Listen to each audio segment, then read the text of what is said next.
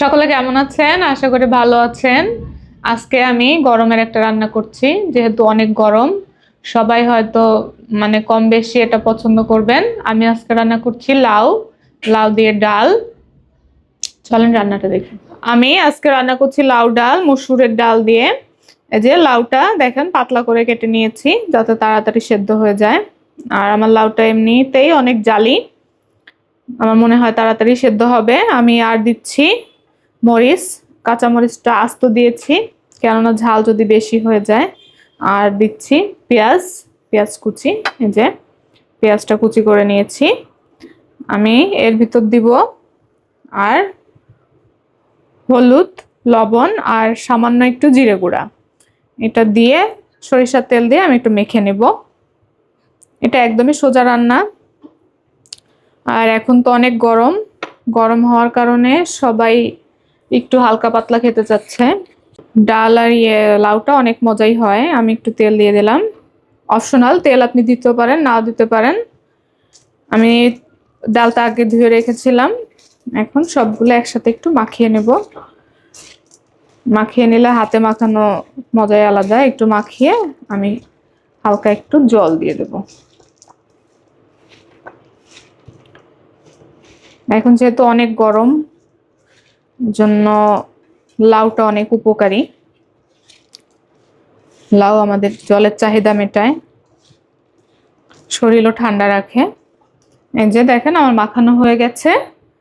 আমি এখন জল দিয়ে দিচ্ছি।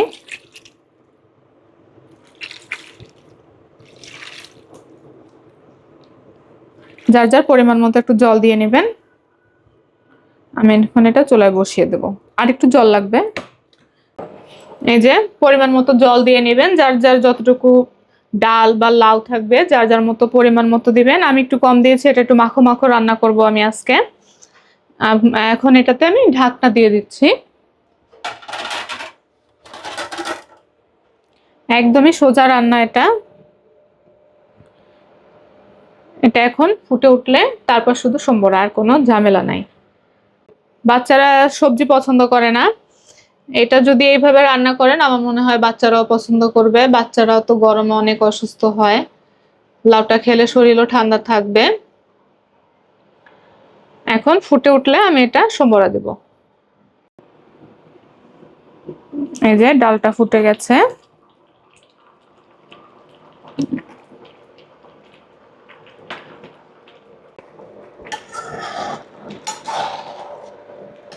যে দেখেন আমার লাউটাও একদম সেদ্ধ হয়ে গেছে। পাতলা করে কাটলে দ্রুতই সেদ্ধ হয়ে যায় এবং এই রান্নাটা অনেকই সোজা। এই যে দেখেন একদম সেদ্ধ হয়ে গেছে। এখন সবাই একটু স্বাদের জন্য চিনি দিয়ে দিবেন, আর হচ্ছে লবণ হয়েছে কিনা এটা একটু দেখবেন, তারপর সম্বরটা দিবেন। এই যে আমি সামান্য একটু চিনি দিয়ে দিচ্ছি। লাউটা একটু পানসে, এই কারণে যাতে একটু মিষ্টি মিষ্টি লাগে। একদমই অল্প একটু চিনি দিয়ে দেবেন। আমি এখন ডালটা নামিয়ে নিচ্ছি, সম্বরা দিয়ে নিব।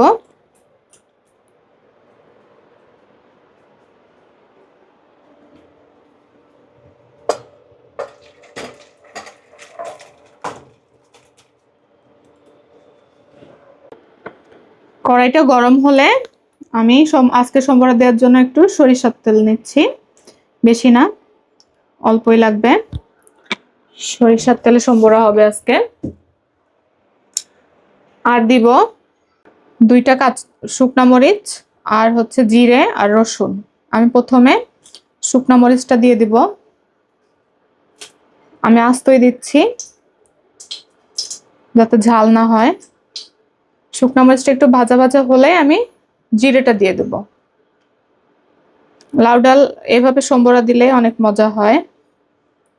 লাউ দিয়ে ডাল অনেক মজা হয় যেভাবে রান্না করেন, এবং এটা অনেক উপকারী। এই যে আমার মরিচটা হয়ে গেছে। আমি এখন চিমটি, বেশি না, সামান্য পরিমাণ চিমটি পরিমাণে জিরা দিয়ে দেব। আর দিব রসুন, আগে থেকে কুচিয়ে রেখেছি।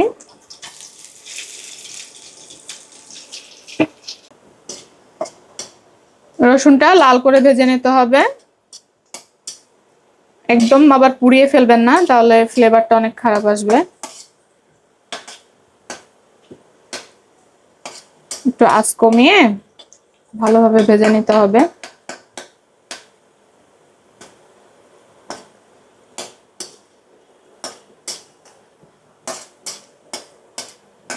এই ডালটা মানে মুগ ডাল দিয়েও করা যায়, মটরের ডাল দিয়ে করা যায়, মুগ ডালটা অনেক মজা হয়। আমি আজকে মসুরের ডাল দিয়ে করছি, যেহেতু গরম অনেক, এই কারণে আমি আজকে মসুরের ডাল দিয়ে করছি, যেহেতু মুগের ডালটা একটু হেভি খাবার। এই যে দেখেন আমারটা মোটামুটি লাল হয়ে এসেছে, এই অবস্থাতে আমি ডালটা দিয়ে দেব।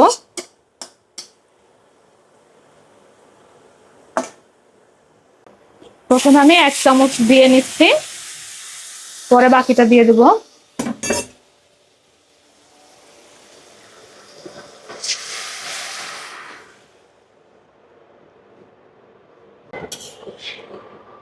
ভালো করে আমি এখন মিশিয়ে নিব।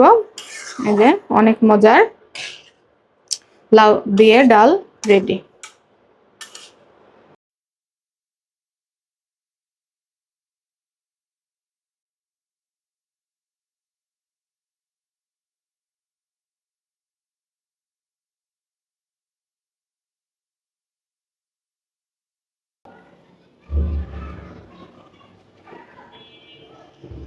এই যে আমার লাউ দিয়ে ডাল রান্না শেষ, দেখে ভালোই মনে হচ্ছে। আর গন্ধে আমি এখানে বেশি কোনো মশলাই ব্যবহার করিনি।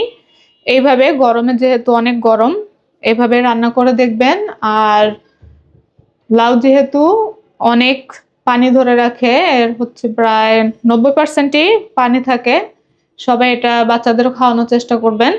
আমার মনে হয় বাচ্চারাও এইভাবে রান্না করলে পছন্দ করবে, সবাই চেষ্টা করবেন।